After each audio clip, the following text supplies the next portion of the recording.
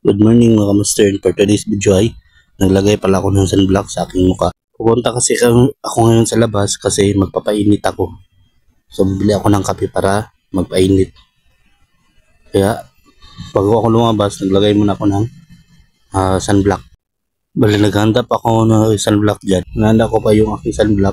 Nakuha ko pa yung sunblock sa lalagayan niya kasi yung sunblock ko ay set siya. Kaya yan, hinahanda ko pa siya para ilagay sa mukha at yan, nagsimula na ako. Yan, nagsisimula na pala ako maglagay ng sunblock sa aking mukha.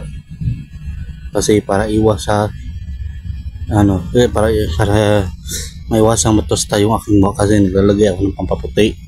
So ang ginagawa ko, naglalagay rin ako ng sunblock kapag lumalabas ako kasi mainit sa labas. Para hindi hindi matusta yung aking mukha. So yan, pinapahid-pahid ko nga sa aking mukha yung sunblock. Pinahiran ko lang siya ng sunblock kasi nga ang init sa labas. So tuwing umaga lumalabas ako, bumibili ako ng kape para magkape.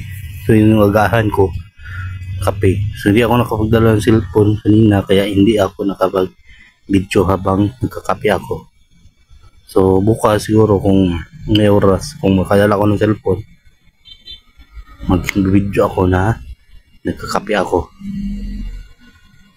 So, yan ang ginagawa ko tuwing umaga. Actually, tuwing lumalabas ako, naglalagay talaga ako ng sunblock.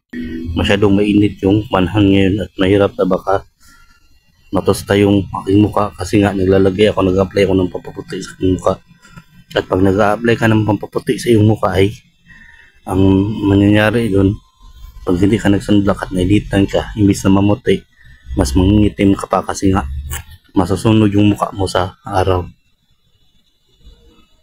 So yan, bali yung ginagawa ko, ginagamit ko yung aking daliri at nilalagyan ko sa bawat gilid bago ko siya ikalat.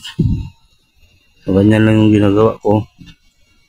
May inaanda ako dyan at tinignan ko lang yung aking pampaputi, yung aking cream na night cream ko para kung marami pa ba.